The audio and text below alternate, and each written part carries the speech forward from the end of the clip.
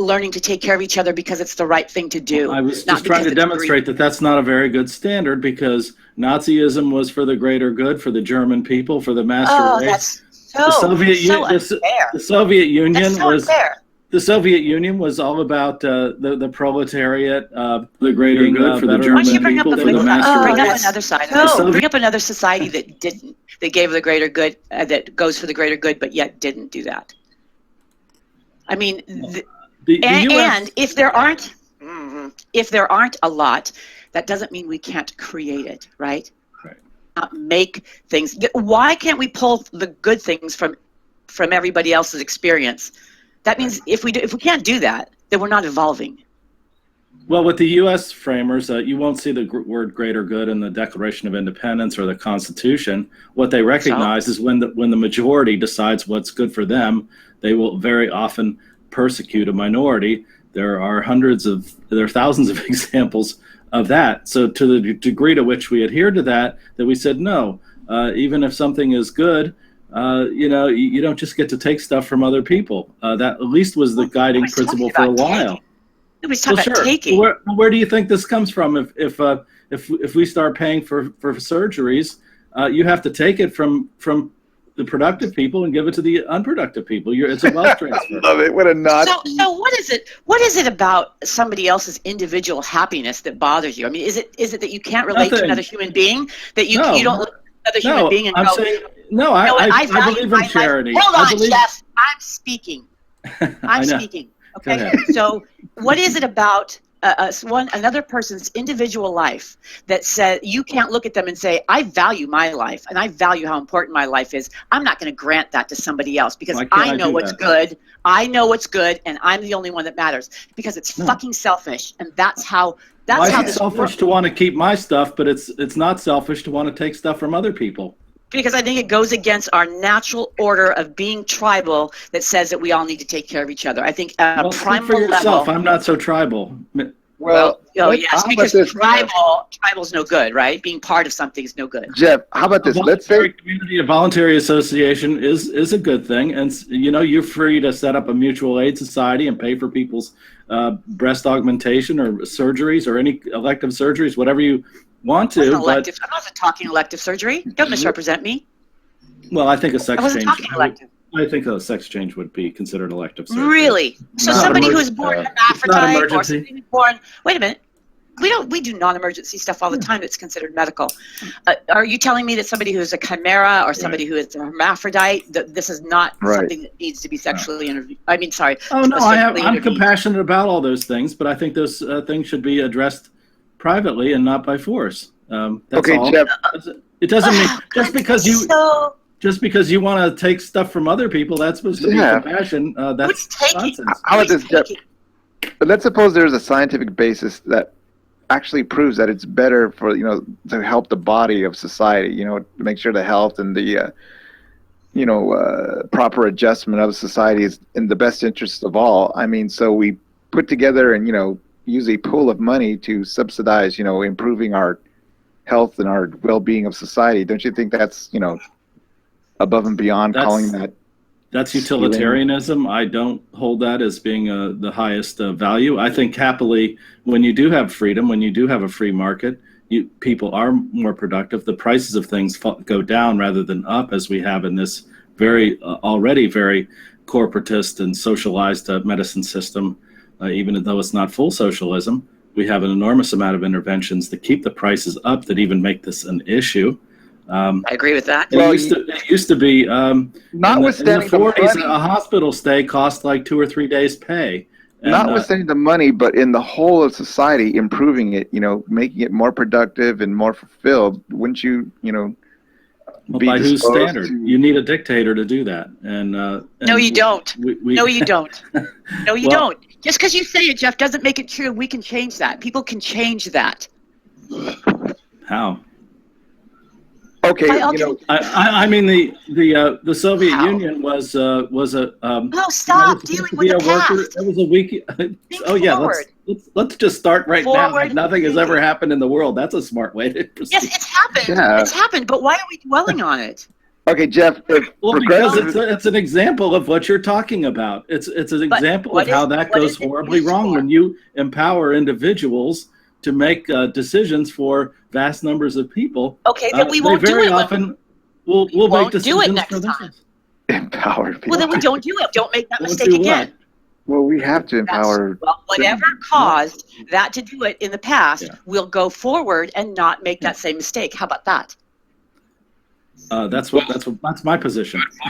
Yes. Okay, that's fine. That's your position, but your position is not that. Your position is go forward and do it in a way that is counterintuitive what to Jeff's that. position is that being progressive costs too much.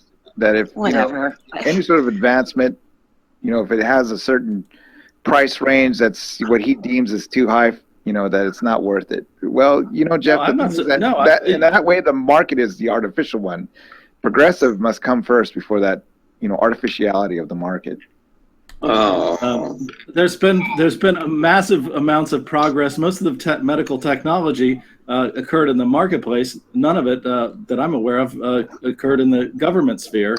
Now the government when you socialize these subsidizes things, the medical field so that we have our advancements in science, Jeff. It's not so much like a free market. Prices up. It's increased demand. What we've learned about the free market is they put like specious medicines out, like Lipitor, without testing, and that's it sucks to be you once you've been screwed by these free market medicines. But we can't just change, and you can't just change one thing and expect the whole society to change. I mean, it's multifaceted.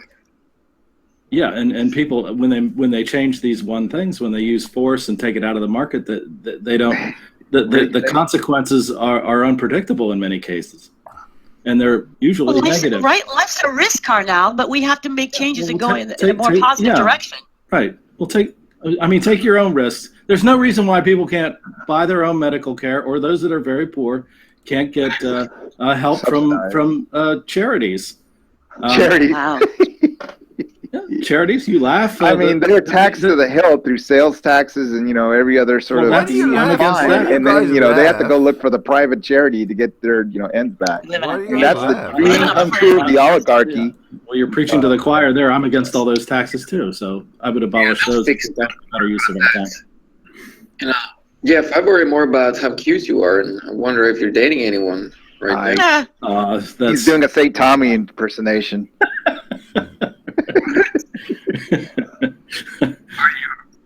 Are you tied up with someone? Yeah, you could say that. Yeah, Mengele. Are you interested in a threesome? Oh gosh. No thanks. Threesomes are highly overrated. I have a problem with names. Mengele. It'd be like, which one are you again? You look so cuddly. Just call everybody baby. Well, I am cuddly. Call everybody. Guilty as charged. Jeff is very cuddly. I'm a cuddly evil libertarian, as Sugar might say. I would never call you evil. Never evil. So, Jeff, have you advanced libertarianism since you've been here in the GDC? No. I think so. I've had people come to me and tell me that they have been more amenable to these ideas. People are interested. They bounce stuff off, but I don't expect to change anybody's mind. That's a slow process. My mind didn't get changed. That took me a long time. You changed my mind. Jeff, I don't totally disagree with you, Jeff. There are many things that you say that I absolutely agree with. But I think we need to pull from everybody's good ideas. And I think when we say good ideas, things that we know are logically good. Yeah. And it has nothing to do with compassion. It really doesn't. I think if it does. I'm sorry. No, it does. No, we're talking about the ends here. I want people to be prosperous. I want people to have access to good health care. There was a time when healthcare was a much more of a free market, and it was affordable. And now it isn't. And the reason is because of all these kinds. And there were there were no poor people, and there were no people that were disadvantaged. I said that healthcare was more affordable. I did not say there were no poor people. Why do you keep doing that? putting words in my mouth. Well, I'm asking, because we're trying to compare. You're comparing it to a time you're insinuating that life was better then, and I don't think it was better. I was talking about one single data point. I didn't say life was better. There wasn't any racism or there wasn't any poor people. I didn't say any of that. We're getting more. I stand corrected. I stand corrected, sir. I'm sorry. I stand corrected. That's fine. No problem. We're getting more prosperous, so we're better off now overall. But we could be much better off in this healthcare area too if we didn't weren't redistributing wealth. People would be better off and healthier and happier in that area, in my judgment. And that would be your judgment, because I really believe that a society that is more equal, where people are on more of an equal playing field, they're healthier. I mean, just the stress, the illnesses we have from stress. I mean, I think we're not even dealing with that part of it. Right. How our society is affected by our increased stress. Yeah, everyone needs a therapist now. Unbelievable. No, shouldn't be that way. I think we should all be treated equally under law, as far as, nobody gets to own somebody else, but right. In most other respects in nature, we're not equal. We're not of equal height. We're not of equal intellect. We're not of equal motivation. We don't have equal histories. Agreed. Familiarities. Our cultures that were raised even within the same country can be very much the same. So that's why I bring up these places where they've tried to force egalitarianism and equality of outcome rather than just equality of rights on people, and they've been horrible bloodbaths. Well, okay, but that's not delving into it quite deep enough. I mean, when you talk about egalitarianism, when you talk about egalitarianism, there's two sides of it, because we all have preferences, whether we like it or not, whether we admit it or not. We all have preferences, but I think, in my opinion, it is absolutely possible to hold one's yet still treat people equally, right? And when you start with a society, when you start with the children and start giving them a very, very good start, make them very secure, let them grow up in their homes and not in somebody else's home. When we focus on the experience of an individual's life and making it the best that we can have it, you take those children and you get really good adults, right? I mean, what we're getting right now is a crapshoot, right? Those who can go through having alcoholic and drug addict parents and come out good on the other end. I mean, or not being raised by their families, and still have some kind of connection with people. Right now, we're getting a crapshoot. That's why our society is so bad. But we can start developing children into nice, secure little beings that can grow up to be good adults. You'll see a huge change. But we don't value life itself. So none of it matters. You are making a lot of little assumptions there that I'm not quite sure I follow along with. Okay. Name one. And when you make an assumption, don't value you make life an ass itself. out of you and me. Name one. We don't value life itself. Yeah, I think that we have. I think we have been fed. I'm assuming you, including me. Look, when I'm speaking of we're talking about the overall social narrative. Of course, there are people who don't feel that way, and there are people who want to make change. Let's not get tied up on what we already know. Nothing's an absolute. We know this, right? There are no absolutes. Yeah, but is it your position? An absolute statement. You did. You said we don't value life itself. Is it your position that people care more about their own life, perhaps, and their own family's lives, rather than life in the abstract? I mean, it's emotionally impossible for us to grieve and mourn and engage with everybody in the world. Is that what you mean? Like, we don't care about life in the abstract or life in general, but we just care about our own. Right. So of course we should. It's like a selfless selfishness, if that makes sense to you, right? Like, I should get up every morning and I should take care of myself. I should make myself the best I can be, health-wise, financially. I have all my ducks in a row, right? Because if I have a family, then then I can move on to them and make sure that they do that. When everybody or the majority of those who are able in society wakes up, takes care of themselves, isn't felt they don't feel like confidence is a dirty word, or doing well is, being confident is bad, then you have a society of very stable people. Right? It's like they say relationships are 50-50. No, they're not. They're 100%, 100%. You bring your 100% stable person to a relationship, and they do the same, and together you walk forward, right? But if you don't have that, you have somebody who's always sucking off of somebody else, or leeching like an emotional vampire. Well, it's the same in society. When people are not strong and confident and taught to be self-sufficient and confident, then this is what happens. I mean, I'm not disagreeing with anything that you say. My political concerns just have to do with coercion, but any of the kind of what you're saying about how child rearing should be and how people should behave to one another, I think that's perfect. I think that's great. But I think it's within the realm of persuasion and teaching. I don't think you can force that from the top down. You think stopping at a stop sign is coercion? I agree. What did I miss? What did you say you agree with? I agree with the fact that you can't force it from the top down, and that's the thing I'm trying to figure out is where is it that you start making this change? Because it has to come from the children. It has to come from the smallest, right? They have to grow into it as if it's natural to them, right? This is how their society works.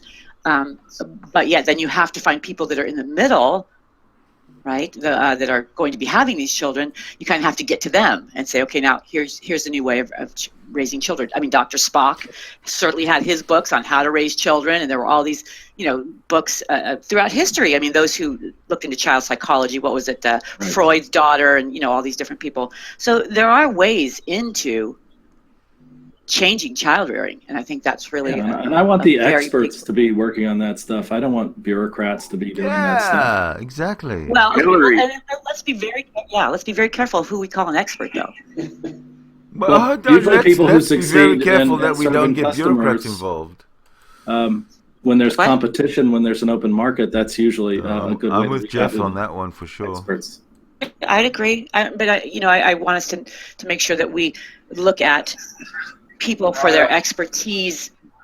I mean, we have to trust ourselves and the way we think, and not just look at somebody's fancy credentials. We cannot be blinded by flash anymore, because that's how we get, bamboozled. Indeed.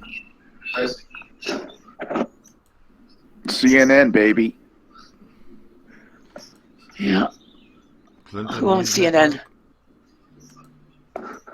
You watch a lot of CNN, MSNBC, Fox. I don't watch any of that stuff. None of it, ever. Why is that interesting? I watch Russia Today more than any of those other ones. America Now. A lot of people are turning to Russia Today, and actually Russia Today is pretty awesome. Yeah. Al Jazeera. The U.S. media is useless. Yeah. Are you kidding? I found more pieced together articles from Russia Today when I was on Facebook before I got here. I don't trust any of them, so I'm not going to single them out. But I don't necessarily trust them, but it's better to get an outside view, because I certainly don't trust the U.S. media. I mean, they're just shills. I agree. I started watching the British media, but I don't know how good that is anymore. To be, Jeff. I mean, we have this Donna Brazil, I guess, from CNN. She's feeding the questions to Hillary. You believe everything, Jeff. Everything the Soviets tell you, you believe it. Well, I don't think we can't blame the Soviets for this thing or everything. I know Hillary wants to blame them for every hangnail there is, but it's actually kind of dangerous to saber rattle needlessly with a person who's standing on the second largest nuclear arsenal in the world. Well, I don't care. Putin's got weird nipples. Starting a new Cold War is not really going to make us. Dude, they're messing with our election, man. You just want us to lay down and take it? Throw a brain, Jeff. Here the definition is you're messing with the election if it hurts my chances of winning. I think. So it's okay for the Russians to mess with us, Jeff? Is that what you're saying? I think. There's no proof that all this stuff about. Proof. There is no proof. Obama said they're messing with us, dude. Get a grip. The intelligence agencies, the most that they've said is that this might meet the pattern of that sort of a thing being done by a state agent. That's all they've said. They have not said they have prima facie evidence that that Russia has done it. And Assange has even said it's not Russia. The dude's bragging about it all over the world, Jeff. He said it was not Russia. Can I ask Did a you see his question? latest interview? Go. I just have a question about this. How is it that, and I've asked this question before, how does the regular John Q public know what's real and what's truthful? How do they know for sure what's the You truth? have to read lots of different sources and make up your own mind. See what's consistent. So it's all. So Yeah, the Bible's pretty consistent, but yet there are certain people that think that that's. Well, the Bible not isn't good very enough. consistent. Well, That's not a agreed, good but, example. but there are those that would argue that though. That it's been there, and that's the. I mean, there's that. Well, they have to jump I through a don't lot of believe hoops to make that case, and I think even a lot of people who actually read the Bible, when they do actually read it, they find that it's inconsistent. They only pretty much say it's consistent when they haven't read it, as far as I can tell. So, so when we are looking at something, I mean, I think it's an interesting thing to think about when you look at, we sit here and we argue something, it's like but none of us can confirm it, right? And how many times have we been lied to in history? And we've seen that we've been lied to before we stop and go, wait a minute, we've been lied to how many times? And we're still going to continue to use the same system.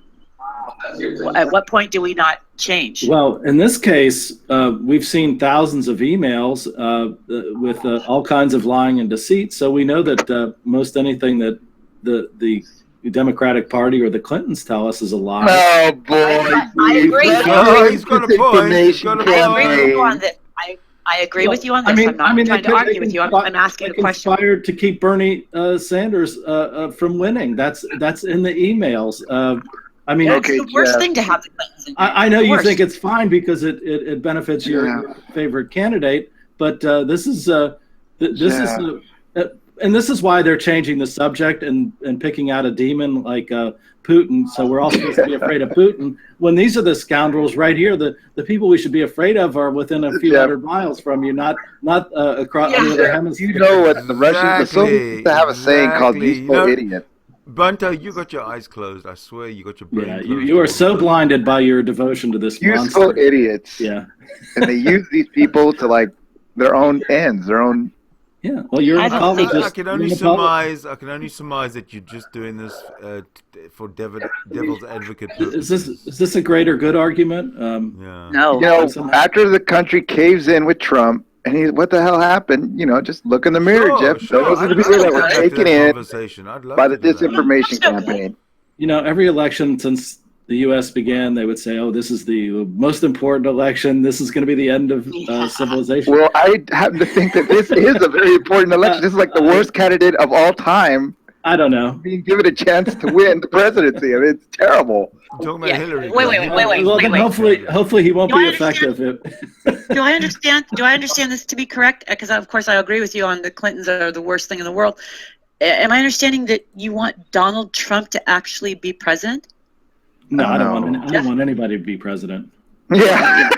Love it. But Is one person really questioning? I think given the choice between these two, I think we know what a monster she is. I don't know what else she could do to outrage most people who are awake and aware of things. Agreed. Bunto notwithstanding. I don't know how anybody could think that she's anything but the worst, and I don't think he's as bad. I don't Remember think this thing called the Protocols of Zion? I don't think Same he's thing, Jeff. I don't He's a think narcissist, you know. They're the worst. I don't think he's going to saber rattle with Russia. He's indicated that he's going to talk to Putin. Reagan talked to Gorbachev, and he wasn't some peacenik flower child. That's what you do. He talked to Maggie too, and look what Did happened. you know Look that what Trump happened. said we have nukes? Why don't we use them?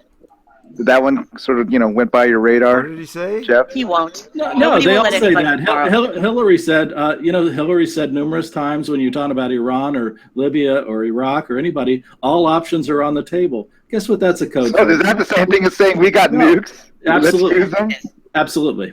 Yes, it No, is. Jeff, you're just Nobody's going to use nukes. Everybody and their dog knows. following the use Hillary Like I said, hate. I'm not a It Trump will poison the defender. entire world. Let's get real. Hillary's done. Not a Trump defender. Sure sounds good though. Good enough. I hate actions and things that people do. I don't really hate people. I don't hate the sinner. Oh God. Sorry.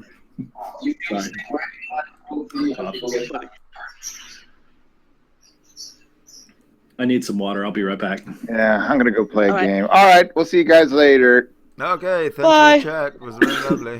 Thanks for playing. Take care. Is everybody leaving? Or? See ya. No, I'm staying No, I'm around. staying. I'm All right, gonna I'll be stick back. around. Let's carry on talking shit because Dang. that was fun. Yeah, it was. We're still talking about politics. You know what I'd like Nope, we're to talk done now. about? What? Yeah, The why don't we mating talk about signal. this? The mating signal. What mating signal? There's a satanic tenet that you don't mess with anybody, another woman or whatever it is, unless you get that mating signal. There's a mating signal apparently. So I don't know what that is, and I kind of want to find out what it is. So I have this satanic Bible, and at some point, maybe not right now, some point I want to go and discuss or read about the mating signal. Okay. Well, No, the you mating. Yeah, you just need to get in the mood. Like we can go sit in the sauna, all four of us, and feel good and warm. Well, here's the issue. There is no the mating signal is this: when she says to you, when she looks you deep into the eye in your eye and says, "Sid, make love to me." Well, what if she doesn't know my name? That's the signal. Okay. That's when she says, really? "Hey, buddy, Really? buddy, make love to me." That is the mating signal. That If she might doesn't not say be that, quite what the Satanic Bible has to say. So we'll find. well, the Satanic Bible's leaving that out. Then I don't I'm know. familiar I with the haven't- I don't Satanic know that Bible. it's not in there. You don't jump to conclusions. well, no, Well, but what they don't tell the whole story. What if she doesn't do that? What if she just slides her hand on your leg and thigh? Rubs Then you it? say to her, No, you shut up. And I make love to you. You shut up. you Say- must be verbalized. No, Must be no, verbalized. just- There's you no just say, question. okay, well, I'm your playground. Oh, all right. Yeah, but I'd like to kind of a little, nibbling, a little bit, like physical. Yeah, what's wrong with that? There you go. Yeah. Next Without up, being too, sugar. Put it on your list, bucket list. Sweden. Of Yeah, what? just get closer and start getting closer without really explaining stuff. I like No, he the asked. Okay, wait. Look, if you have to, you gentlemen. Yeah, and you know what? I want to be swept off my feet, and I want the whole romantic thing too. But guess what? You don't get to mate without permission anymore, and I don't get the whole romance. So we're going to have to grow up and meet in the middle and say, hey, would you like to have sex with me? I'd like to have sex with you. And the other person has to say, yes, I'd like to have sex with you. And then you go have sex and get on with it. Yeah. The romance is dead. a scenario. All the four of us could get together, like a swingers party or something, and I don't swing. well, No, thank you, though. I appreciate the offer, but I don't swing. You're pretty persistent about this. What? How do you see any form of group sex actually unfolding in your reality? I don't know. Maybe I can just rub your beard and just tell you how cute you are, and maybe. Well, I get it, but you'd have to be in fairly close physical contact with the people that you're in this fantasy with. Yeah, I don't know. I'm sorry. I don't know. Maybe it's a boring topic. No. Everybody's your sexual needs are your sexual needs. Nobody should shame you for it as long as it doesn't involve non-consensual sex or children. But other than that, all is fair. Where this is going to happen in his planning, in his scheduling. I have people that come around. There are groups of people that will ring me and want a group exchange to happen on the internet. I've not joined them. They're a nice group of people, but that's not my activity. But there are people out there who will do that. So just so you know, it's out there if you want to try it. Those are very naughty people. I'm not sure if I want to try it with naughty people. Yeah, it's hard. It's hard to get into it, especially with a man. Yeah, if you're not, used to that. Yes. Well, that's not for everybody. It's hard. I know it's hard. You need a physical. We need to be in the same place. I'll tell you what, you got to go over to South Korea, honey. You'll get a lot of physical activity from the men. Whew.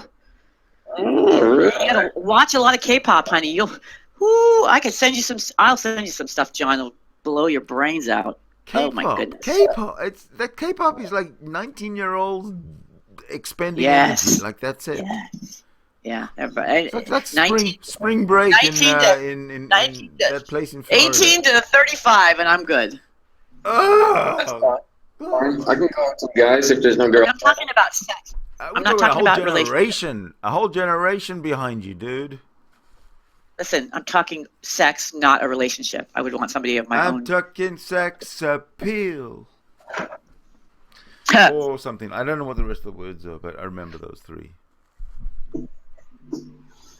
That's great. Yeah, I'm a very hugging person. I like to, get warm and close. I think you and Sugar will get along great. No, I'm not. On the way from Korea, when you've all healed up, stop over in Sweden. I am emotionally unavailable. I do not like to be touched. Okay, that's fine. And don't forget. Just on your way back from Korea, you have to stop in and have a coffee with Patrick Fester.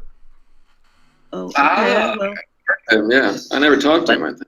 I'm not a touchy-feely though person. Oh, that's the fact. I said coffee, nothing else. Coffee. Exactly. You just need some coffee. Jeff, what about you? Do you get drunk and cuddly and hugging with Sal? Yes, Jeff. What's the deal there? It's a trap, Jeff. What's Is this a live hangout? Yeah, we're getting all cuddly and ugly here. Come on, Jeff. Don't be. Are you starting to blush? Sure, that's the thing with white people. They blush. Yeah. Absolutely. Oh, that's great. Yeah. You go from pink to pinker. When they get drunk, and they get much closer and hugging.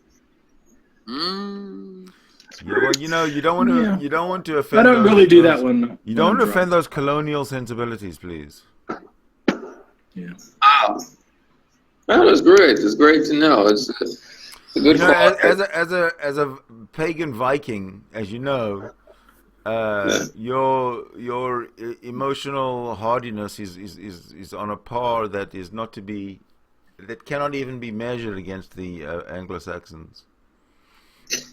Pagan Vikings, they're the ones who celebrate the sacred whore. Against the Norman,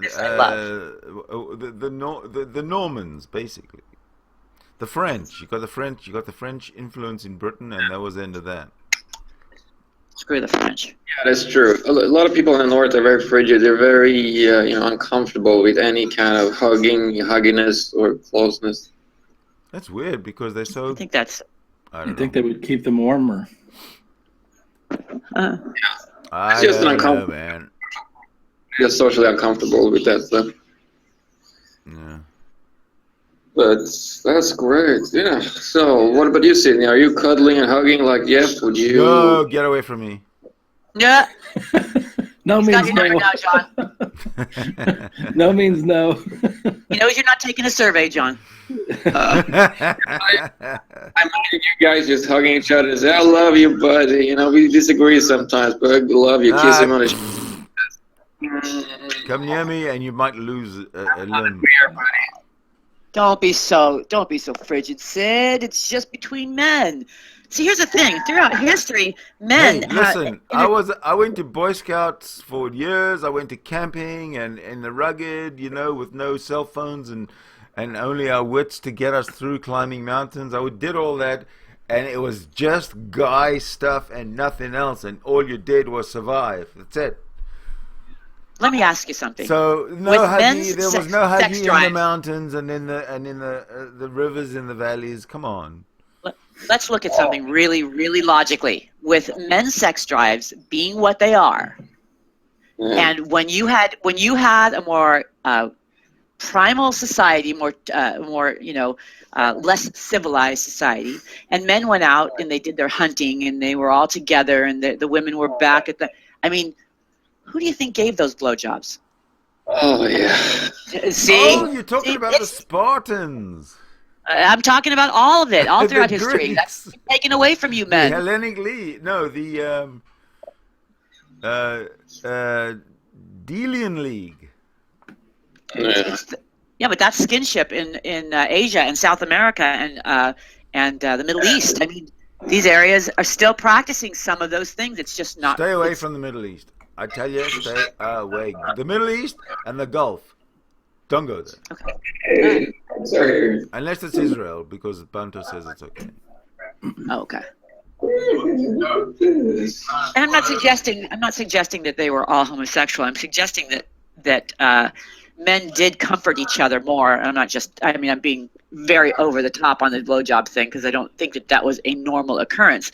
But what I think did happen was there was a lot more affection and comforting that went on within that tribal type of community between men and between women. Because if you look at the birth situation, the women were always together helping them birth. They did that woman stuff. The guys were doing their guy stuff, but yet they all came together, screwed, had babies, and created a society.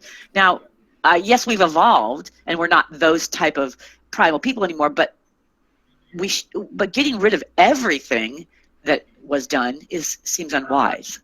There's certain things we're just born with. Back to roots. And we need to be comforted. Men have souls. I mean, they have hearts. They have feelings. And to say that they're all just warriors, that's unbalanced. The man must be the warrior, but he also must be nurtured, and he must feel nurturing and know how to give it in order to be well balanced. Yeah, I need a lot of nurturing, a lot of hugging. Yeah, I'm not talking blowjobs now, honey. Now, just relax. Oh, you know what I mean? Grabbing the boner maybe a little bit, not any. No, I don't think that's the normal. I don't think that's the normal. But I mean, when boys play around and they play grab ass and they learn to wrestle and tumble and yet then comfort each other, and I'm talking about the most innocent type of comforting. But when they can develop that, I think they're more centered, stable men, right? And women have their things that should center and stable them. Yeah, because otherwise you're closing yourself in. You're shutting away your feelings. Well, see, and this is what happens. You either have men that are completely homophobic or you have men that are completely homoerotic, right? And there should be something that's in the middle. So extreme. Why are there so people extreme? Because we stop people from thinking what they want to think. We stop doing what's natural to us. Yeah, it's all the inhibitions, I think. I mean, you have to talk women into breastfeeding nowadays, for God's sakes. Oh. I mean, why are we so silly, right? Yeah. Huh. Okay, God, I can't wait to read that. Very interesting. Thank you, Yeah, Jeff. it's a story that's been around for a while. Apparently he did sleep with his bodyguard at the old soldiers' home. Who? I'm sorry. Well, now, when you say sleep, Abraham are you Lincoln. defining it sexually? Abraham Sexually, or what? just Well, or just sharing beds? They shared beds in a 14-room house. Well, but wait a minute. But I know. It's a lot of it's speculation. But I missed the names. Who are they? Abraham Lincoln. John, can I ask you a question? Sake, Abraham fucking Lincoln. Yeah. Jesus Christ. In your society, tell me about the family bed. Yeah. Something that goes on, or is that falling out of fashion? Because it's been a big. In defense, Swedes love incest. At least a lot of them I know. No. I'm not talking about sex. I'm talking about the family bed. Oh. The family bed, yeah. Yeah, we all get to sleep together. Yeah, sure. I mean, as you're growing up, I'm not talking about sex. I'm not talking about any kind of sex stuff. I'm talking about, because this is how I had learned it many, many years ago. Scandinavians and even all of us, when we lived in smaller situations, it was not uncommon to share the same sleeping area. Yeah, well, yeah, we do that actually. Nobody likes to sleep alone. That ever. And Mom would often wake up with my dry, seed on her buttocks, and God.